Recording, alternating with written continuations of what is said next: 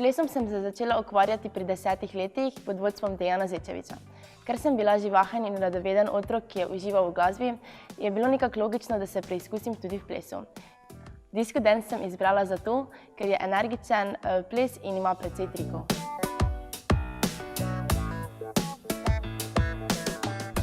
Vodeno treniramo vsaj 3-krat na teden, sama pa poskušam trenirati vsak dan, bodisi so to vaje za moč, kardio ali tehnika.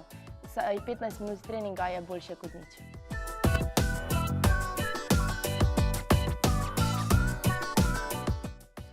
Edin Čeman, ki se ukvarja s coachingom, mi je pred kratkim pripravil jedilnik, ki mi pomaga vzdrževati mišično maso, kuriti maščobe ter me cel čas drži polno.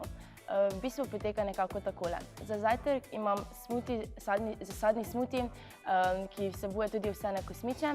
Sledi malica, ki je bolj ali manj sadna, ter z kakim humusom ali ovseno ploščico.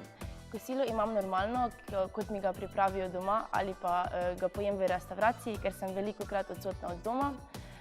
Za malico pred treningom pa imam kako solato oziroma ogljikove hidrate, ker pač potrebujem energijo za trening.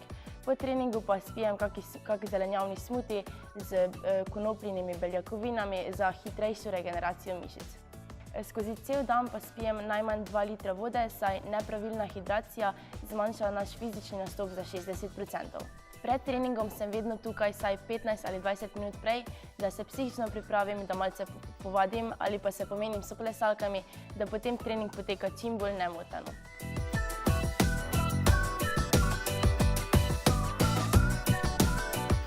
V bistvu pred tekmo nimam nekih omejitev, normalno vstanem in sama za tremo nimam težav, zato to tudi ne vpliva na mojo prehrano. Zajtrk, kosilo imam vedno obilen, saj se zavedam, da mogoče ne bom imela naslednjega obroka še nekaj ur, saj so mednarodne tekme še posebej dolge. V bistvu vedno poslušam glasbo, se malce umaknem iz gužve, iz gneče, da se lahko malce pomirim in res nikoli pa ne gledam drugih plesalk pred mojim tekmovanjem, saj me to le znervira.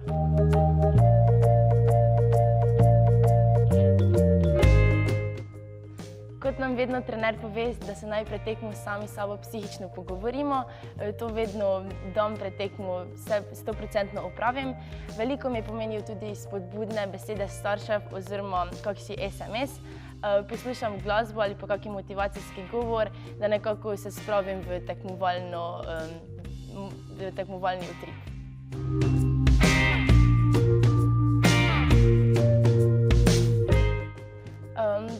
Čim manj se poskušam posluževati nekih določenih oziroma dodatnih substanc. Mogoče včasih, ko me starši opomnijo na tekmi, poleg vode spijem še Izostar, ampak le redko.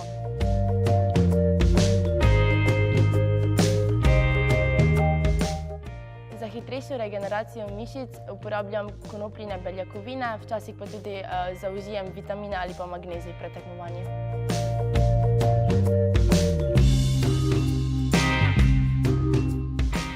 Sama s tem nimam težav, saj menim, da pač z kostimom je tako, da v bistvu jaz nosim kostim in ne on mene, zato s tem nimam težav. V bistvu pa je najbrž pomembno tudi to, da so moji kostumi narejeni doma z pomočjo lokalne šivilje in moje mame, torej so meni pisani na kožo in se v njih dobro počutim. Najpomembneje pa je vsekakor za našo samozavest, da smo prepričani v svoje prednosti in da se zavedamo tudi svojih slabosti in pač poudarimo prednosti. V kostumu pa se moramo dobro počutiti in okrog sebe ne smemo imeti nekih motečih faktorjev, ki pač ne vplivajo dobro na našo samozavest ali samopodobnost.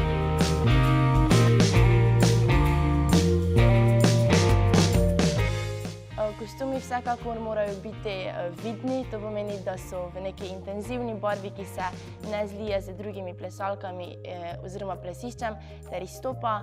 Pomembni pa so tudi Swarovski kristali ter neka izvirnost pri dizajnu.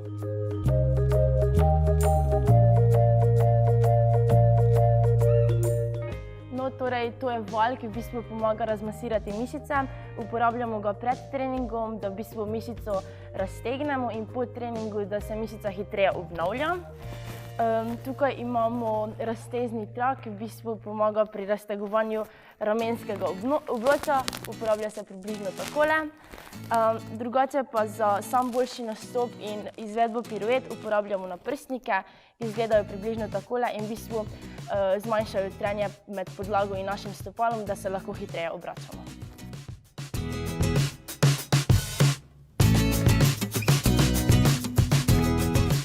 No, torej, če grem po vrsti.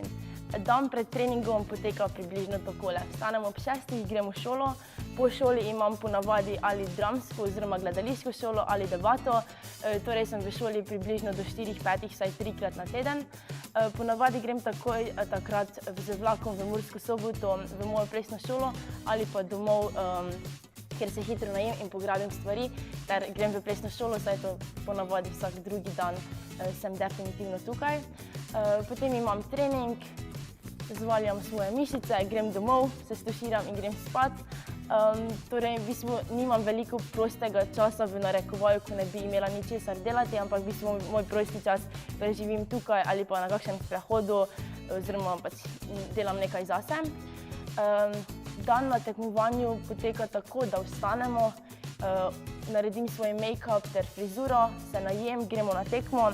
V bistvu je tekma dolga po več ur in v bistvu imamo več krogov, čakaš dokler pač na izpadanje ali pač se prebiješ naprej. Zvečer so razglasitve, gremo nekaj pojesti in gremo spat, saj smo vsi velikokrat zelo utrujeni. Dan po tekmi pa v bistvu sledi regeneracija, ponavadi si takrat res vzamem čas za počitek in prespim vse tiste dneve, ko sem bila preveč utrujena, ter se počasi navadim, da spet imam trening ter nadaljujem s svojim vsakdanom.